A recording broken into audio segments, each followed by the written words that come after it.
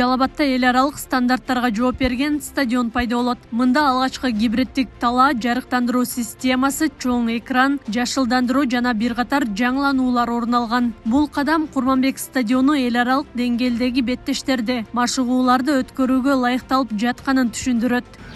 Прожекторлор Казакстандан келди. Башталыш этабында азыр орнотуп атабыз. Орнотуп бүтүшүбүз менен эле прожекторларын коебуз. Бийиктиги общий айтканда 41 метр болду. Бул стандартка жооп берет.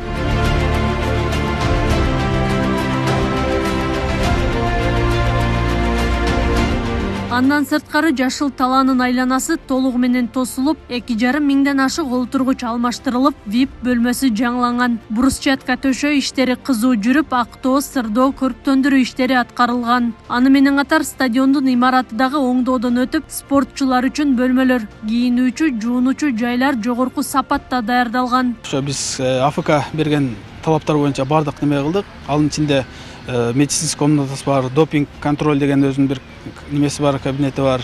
VAR система кирет, ал бул Кыргызстанда биринчи жолу коюлат, VAR системасы. Анга өзүнчө бир кабинет койдук. АФК кайсы талап койсо, бардык талабына биз жооп берип, ошол бардык кабинеттердин кылып бердик. Душтары менен экөөнү. Анан кийин бир демала турган жер жасагыла, эме кыла турган не деп коет, демалып отура турган. Тренерский жер жасагыла.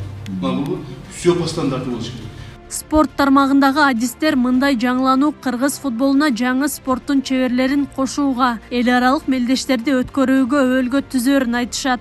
Жылыштар жакшы, Кудай кааласа, эми Кудай буйруса ушундай стадиондордо балдарды гана уже тренировка алып, эл аралык деңгээлде турнирлерди өткөзүп, кыргыз курама командасына жакшы балдарды даярдаганга мүмкүнчүлүктөр берилип атат, жасалып атат.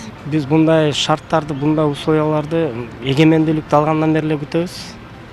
Эгемендүүлүктөн бери биринчи жолу ушундай эл аралык деңгээлдеги, стандарттык деңгээлдеги стадиондор курулуп атат дейбиз. Курманбек стадиону акыркы жолу 2015-жылы жаңыланып, оңдоодон өткөрүлгөн. Ал убакыттан бери жарытарлык көңүл бурулган эмес. Буга чейин Камчу Экташиев абалын жеринен көрүп, жергиликтүү бийлик өкүлдөрүнө жана стадиондун жетекчилигине эскертүү берип, оңдоп түзөө иштерин тездетүүнү тапшырган.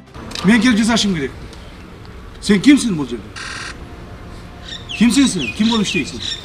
Ким болуп иштейсиң? Ненин директорусуң? А эмне үчүн стадиондун моундай плачевный состояние?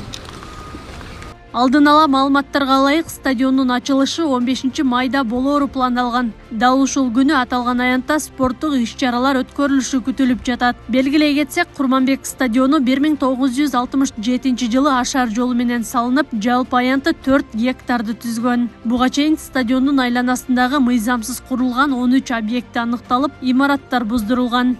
Аклай Кырабаева, Замирбек Тойчубаев, Регион.